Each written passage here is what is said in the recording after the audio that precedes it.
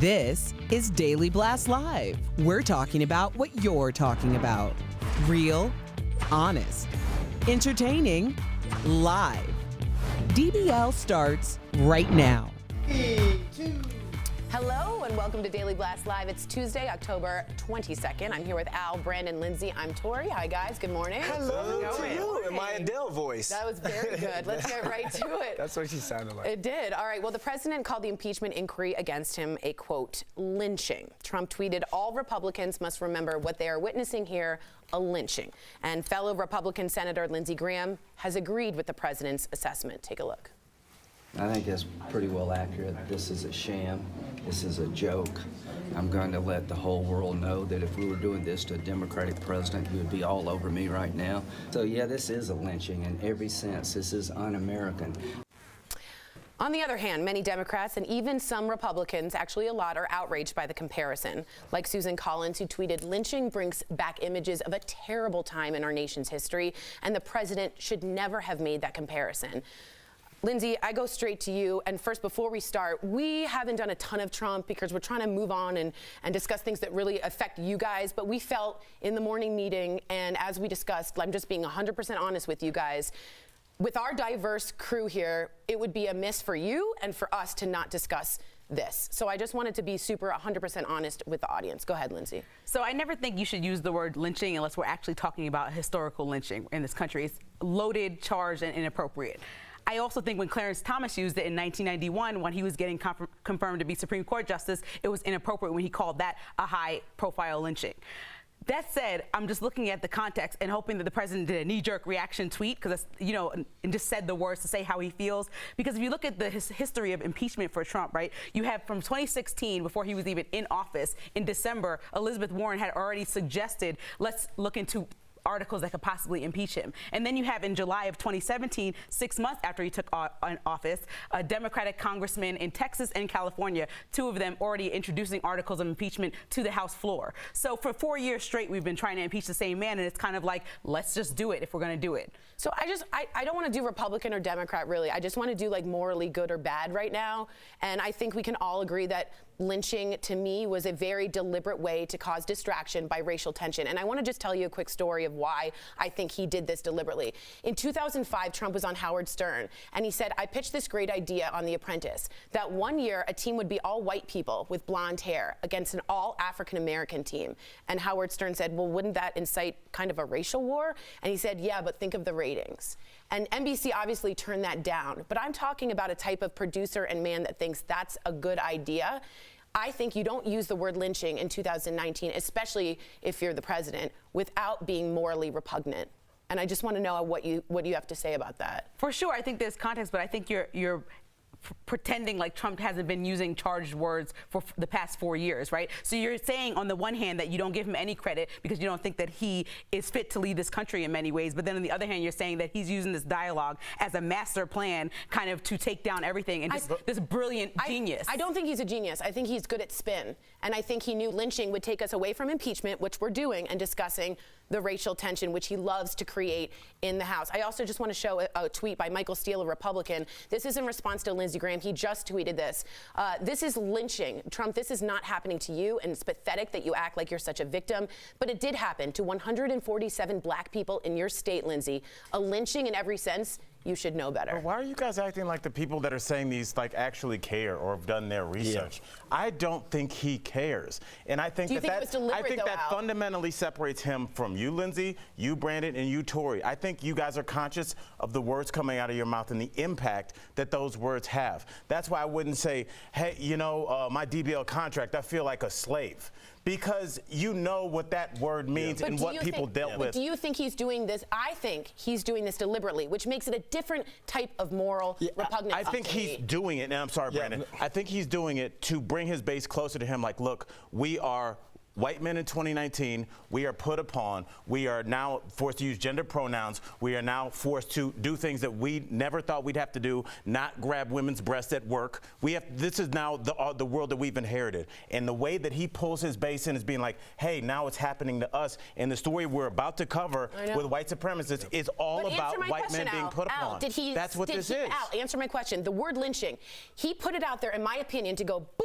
Now I can sit back and let another news cycle go without me being in the charge. I think he did it deliberately. Do you guys? So you're saying that every day he just gets on Twitter and manufactures what he's going to say to incite chaos? Yes. No, he literally just gets on there and says his thoughts. I think you're giving it way too much credit. The word lynching to Donald Trump, who was already fined with his father in 1973 for not allowing blacks to live in his apartment building, he knows that word. He has to know that word. I think you have to care to do enough. I don't think he cares. I don't think he cares. Here's the reason why I agree with. Here's the reason why I agree with Tori, because we're not talking about Turkey. We're not talking about the Kurds. We're not talking about Syria right now. What are we talking about? Lynching. So I kind of have to agree with Tori on this one. Okay. All right, DBL Nation, we want to know what you think. It's a tough one, and we want to know what you guys think. All we know is that I'm right. Yeah, that's all we know, Al. That's all we know. Well, a really frightening warning from one mom who says if you have white teenage sons, you need to listen up. Here's what she told CNN. The alt-right, which is kind of a more comfortable way of saying not quite a Nazi, to true neo-Nazis. They've studied the way that our young men interact online, and they have looked at what these boys need, and they have learned how to fill those needs in order to entice them into propaganda. Words matter. She's also sharing actual words to watch out for that could tip you off that your kid is actually being recruited, like snowflake, which is used to mock people deemed too sensitive, especially about issues impacting minorities. So the next one is feminoid or femoid. So that is a sexist term, and it's used to refer to women as non-human. Makes them easier to assault. That's exactly right. That's exactly right. Desensitization out. Cuck is an abbreviation for the term cuckold, and it is a term used to insult men. And finally, the numbers, and look out for this on your teens' social media, 14 or 88. I want you to look out for these. They are used separately or together. They are referencing Hitler and white supremacy. And before we go too far, I want to add something to the definition of cuck. What that is and what people don't understand is like that's a racially charged word. It's a form of not sexuality, but a sexual preference where a couple will usually bring in a black man to sleep with his white wife. Yeah. So the intonation is that this guy is such a loser, such a weak person that he would let his wife lay with a black man. Yeah. That's what that means. So when you hear words like that, when you hear these buzzwords, because a lot of times when we talk to this administration here, they use the buzzwords and they're not using the N-word, but when you hear words like urban youth, things like that, I'm a law and order kind of guy. That means I'm going to get these brown people in order. It's like going back to traditions, getting rid of gay people's rights. All these things are right underneath the surface, but they're not calling people, N-words. They've replaced the hoods with slick back hair and suits, and we see it all the time. And because of that, they're now given platforms on podcasts. They're shown on Fox News and CNN, and it's what David Duke did so many years ago. Mind you, our president said he didn't know who David Duke was, even though he ran for president. But it's the way that the Klan is integrating itself. And really quickly, I listened to a podcast where is a white supremacist, and he said he got recruited because they used to hang out white kids that didn't have dads. Those kind of groups find those guys. Interesting. And he said this guy started talking to him in an alley, and he said now podcasts are the new alley, where they find white kids online that are without dads, and that's how they recruit them. People, so be look careful. out, guys. It's so interesting. It's not overt anymore. It's much more covert. All right, we're switching gears here to Michael Douglas and his son Cameron. They are opening up about Cameron's struggles with drug addiction. The two spoke with Diane Sawyer about their family life, and Michael revealed how hard it is to be a parent, not to blame yourself. Take a look. I'm just, laughing because you rack your brain. You take it personally. In the beginning, you start blaming yourself. Then you look at your genetic makeup. My career was first. That's your choice, honey. That has nothing to do with me. My career came before my family. So what's on your mind, Kimasabi? My marriage was not great, and so you do hide yourself in your work. Cameron spent 7 years behind bars, including, get this, 2 years in solitary confinement. God. Cameron is now 40 years old. I just want to know, Al, you're the only parent out here. How do you not feel responsible for all of your kids' struggles? I'm sorry to put that all on you. No, I mean, it's something that every parent worries about. Right. And it's something Lena, our wonderful makeup artist. She and I were talking about this yesterday, just kind of obviously off camera, but just like, I feel like, and I want to get you guys' opinions, do families have a responsibility if people in your family have a history of addiction, to have that conversation with your kid at like 10?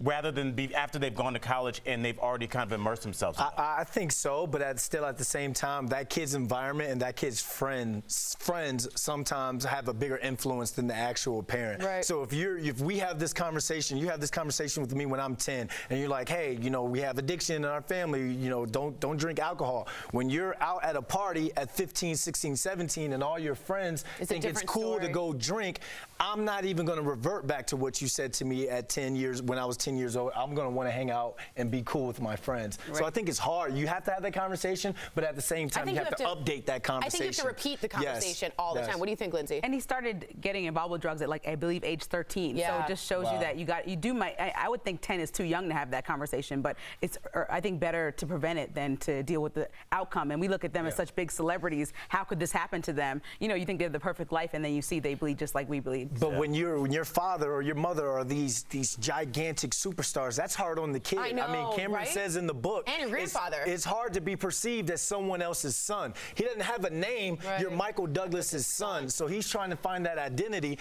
and that goes into trying to be cool around your friends. You know what's interesting? Michael Douglas said the same thing in the interview, that he tried to get out of his dad's shadow. Right. So that's why he was so involved in his career and not paying attention to his child as much as he should have. Yeah. Wow, good talk, guys. Good talk. All right, DBL's live, and coming up, actor and TV host Alfonso Ribeiro dishes on the possibility of a Fresh Prince of Bel-Air reboot. Don't miss chatting with the stars. And you, the viewer, you know you're our fifth host. Some airports are now allowing you to go past security without a ticket. Ooh. Is this a good idea or security threat? Your comments are coming up next.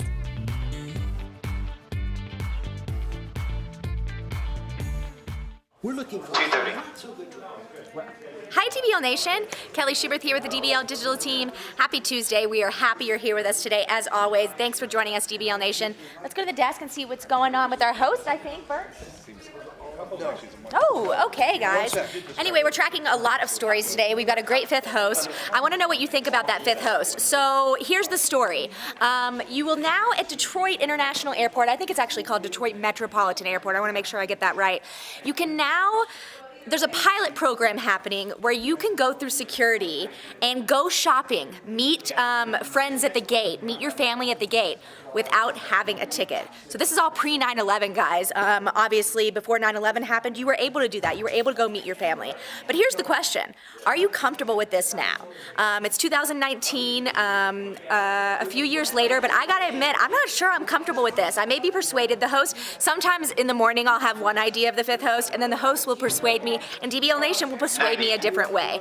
So I'm not sure if I feel comfortable with this. And it's important to note, though, that it is a pilot program. It's only happening until January, and then they will reevaluate if they want to keep this going at the airport. It sounds like we can go to the desk now, so let's go.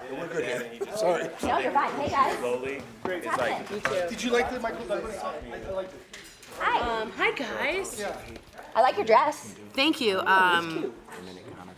Ellis Walker says, I never thought I would hear the word lynching in my lifetime, but First Last said, haha, this show is the definition of propaganda. Don't you think? They said our show, one person said our show was garbage. Oh, really? They use it like ISIS. Kyle Baxter says lynching, a word we never hear these days. So what's so interesting to me is whether or not you think Donald Trump knew or not, or was deliberate or not, but Lindsey Graham, a career politician from a southern state, would simply know about the word lynching. To double down on that, I don't know what you're doing, Lindsey. And I don't mean Granger. Great later, yeah. I mean Graham. I can't reach.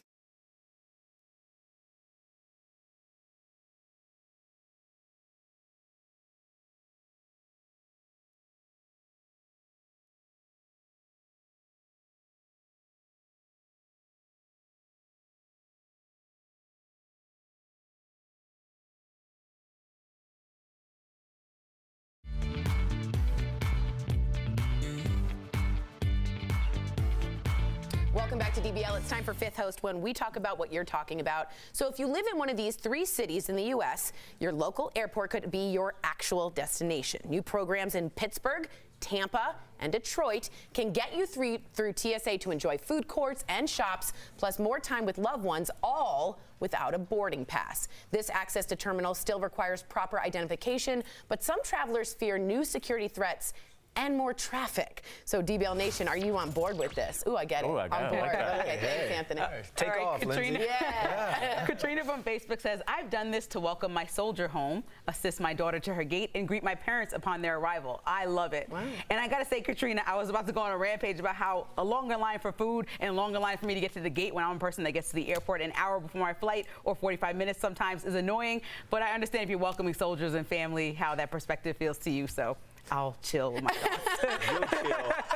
I'm not chilling. There we go. Mary from Facebook says, for children and elderly, this makes sense, but I'm worried about terrorists plotting. Yes, for children, for the elderly, for our soldiers, absolutely. For your Netflix and chill that you're not going to see for a couple months, stay in the car, talk it out, hug, kiss, and then go, let the Netflix and chill go into the line. Because look, Is that you're referring to a person that you're dating? yeah, just a regular person that you're dating. Yeah, my bad. It's daytime TV. Because like you said, the TSA lines, the lines to go get food, it's already, especially here at Denver Airport, the line is already crazy. Luckily, I have ClearCheck, but it's just too much. It's bringing too much on the TSA. We don't have enough TSA agents to work right now as it is. Right. I think more people in line. But it's not just to walk to the gate, though. It's to shop, eat, check out art, or even people watch. You're allowed to the airport to check out art. I bet you somebody will, and that'll be the person in front of you when you're rushing to your flight.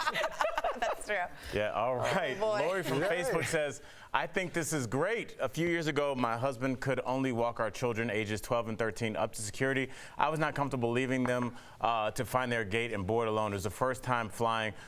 It was their first time flying then, and I was worried sick. Lori, I have kids that are around that age, and the airport does have things in place where you can walk your kid right up to the gate. I did it with my daughter not too long ago. So please look into that. But I understand what you're saying. My thing is a person that goes to the airport almost every weekend, 5 or 10 extra people in line could be the difference between you making your flight and not. So unless it's a kid or a soldier, I just think a lot of people, it's going to clog things up. No one is ever at the airport like, man, I wish there were more people here.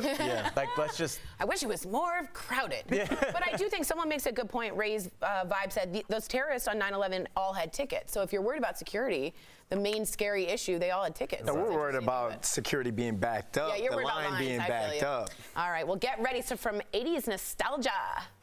That was good. Thanks. Tell us what's going on, Raquel. I swear it makes sense, Tori. There's another reboot in the works, and this time it's for the Facts of Life. Now, almost all of the original cast is coming together for the movie just in time for the holiday season. It's going to be called You Light Up My Christmas, and it's coming to, you guessed it, Lifetime.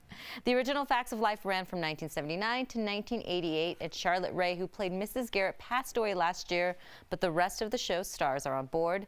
The movie version comes out December 1st. Huh? We were just talking about reboots. Yeah. Do you guys like this? Facts of Tootie? A little Tootie? Yeah. I think people should just leave a good thing where it is, maybe. You don't want to see, I want to see Mrs. Garrett's legacy live on. They just call it Mrs. G. What if they sabotage it? Yeah, that's my word. Sometimes I think that's the Facts of Life. Sometimes I think if you're on board for the reboot, you really need to check. Does anybody know real quick what Facts of Life was a spinoff of? What show it spun off? There we go. Different Strokes. Mrs. Garrett, she was the housekeeper. Yeah. Very nice. Coming up on DBL, our own Lindsey Granger goes one-on-one with actor and TV host Alfonso Ribeiro. Is there any chance for a Fresh Prince reboot? Find out next.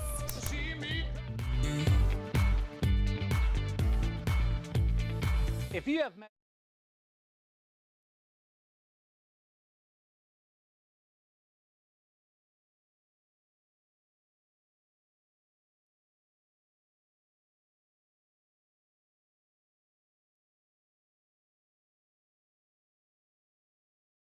said, I like the idea, talking about the airport, I like the idea, but those with the pass should have to go through a sort of security screening separate from regular TSA lines before going through the terminal. I like that because then it's separate, a line for people who want to browse the airport and chill, and a line for people actually getting on the plane. I definitely agree with that. I was thinking about that, but then I got caught up in my Netflix and chill.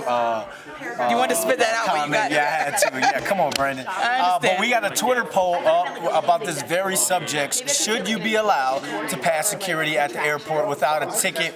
Right now, 20% say yes, 80% say no. The poll will be up all day, and we want you to go to twitter.com/DailyBlastLive. Yeah, I wonder if all 20% who said yes are the people that either have soldiers or a loved one or kids that they pick up. Because I know that I don't have a kid yet, so I'm like, oh, Brandon got this. If you have a 12, 13-year-old kid, I'm okay with that. 13 is the cutoff. 14 knows C14 is how to get to C14. I was a moron at 14, dude. No. I was a moron. 14-year-old can't get to C14? If it's their first time in the airport, like it's a little... It's daunting. It's easier to just walk your dog. Yeah. Here's something. The Minnesota Vikings, the new stadium, they have their tickets that are online on the app. And as soon as you scan to go in, it shows you. GPS kicks in and takes you. But now you're also being tracked. I guess you're always being.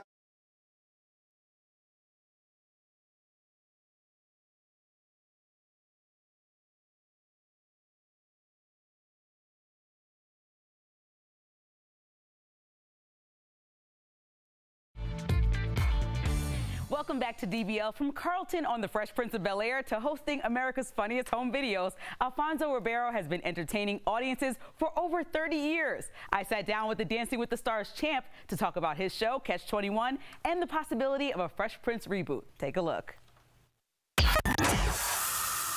Alfonso Ribeiro, welcome to DBL. We know that you're a dancing machine and won Dancing with the Stars in 2014. Is there anyone that you're rooting for this year? I would probably have to technically root for Kel because of Whitney, that I always have to root for her. But one thing that they did this season that I absolutely love is the judges get to pick from the bottom two. You never want to turn a show into a popularity contest. You still want the best dancer to win every season. Right. And so, speaking of the best dancer, audiences fell in love with your dancing on Silver Spoons and The Fresh Prince of Bel-Air. Will there be any dancing on Catch 21 with Dealer and your Dancing with the Stars partner, Whitney Carson? As soon as we come down the stairs at our introduction, we do a little move. So it's just a little something. It's a taste. Please welcome your host, Alfonso Ribeiro, and your dealer, Whitney Carson. Whoa! Yeah. Uh-huh. The old man still got it, huh?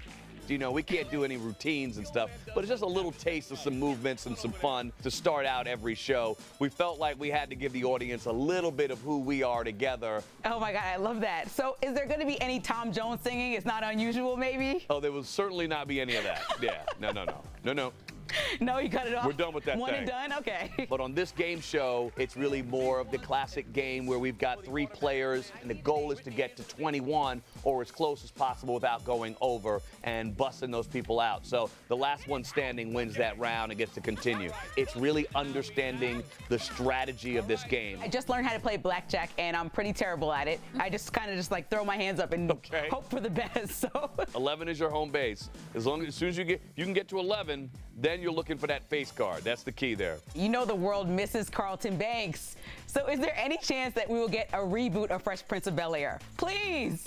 I don't believe I will be part of any reboot of that, but people have wanted it for a long time and it's not happened. So I've always said there just is no Fresh Prince of Bel-Air reboot in any kind without James Avery. It's wonderful to look at it in reruns. Right, keep the nostalgia going, keep a gem exactly as it was. And you guys can watch Catch 21 weeknights on the Game Show Network. Alfonso, thank you for joining us on DBL. Thank you so much. Thanks for having me.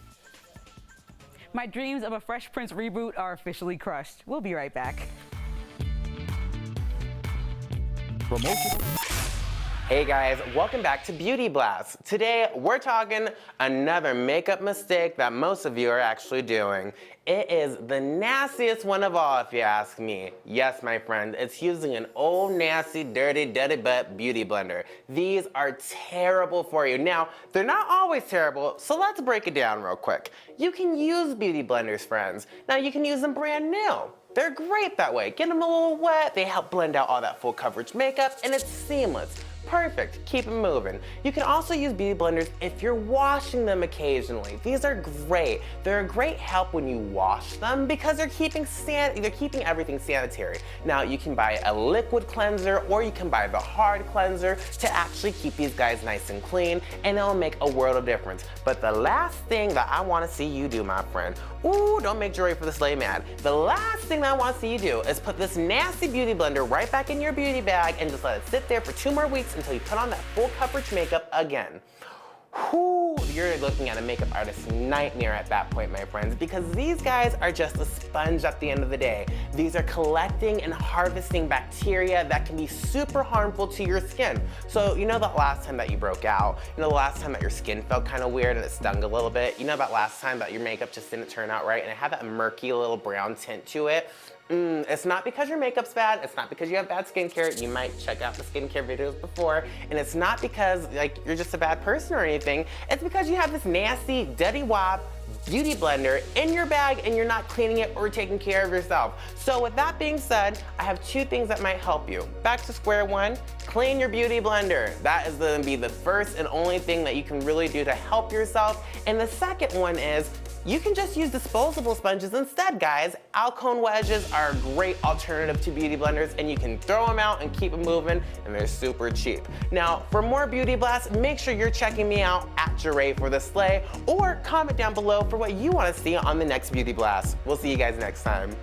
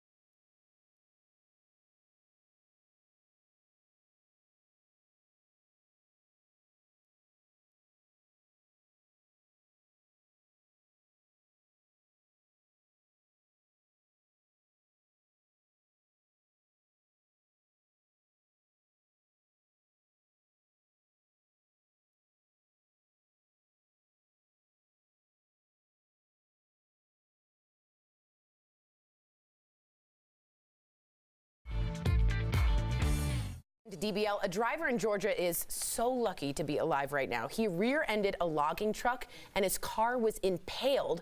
Logs from the truck came through the windshield, clear into the back seat. The driver walked away only with minor injuries because he was leaning down to pick something up that he dropped. Oh my Do you see what I'm saying? That yes. pocket, Oh, wow. and they said, the EMT, that it was almost like that pocket was fit for him. Like it was absolutely the perfect size. Now, that's why he crashed, because he went to pick something up. Yes. So there is like, he did take his eyes off the wheel, but it saved his life. By the way, when I was 16 years old, my first fender bender, I was doing that. I had food on a plate. I just left the house with a grilled cheese sandwich, and I hit the brakes, and they went on the thing, and I went to pick it up, and I hit some guy's car. All that for a grilled cheese. Yeah, it was on the floor. We're probably going to see the same time, same place tomorrow. We'll work on this out.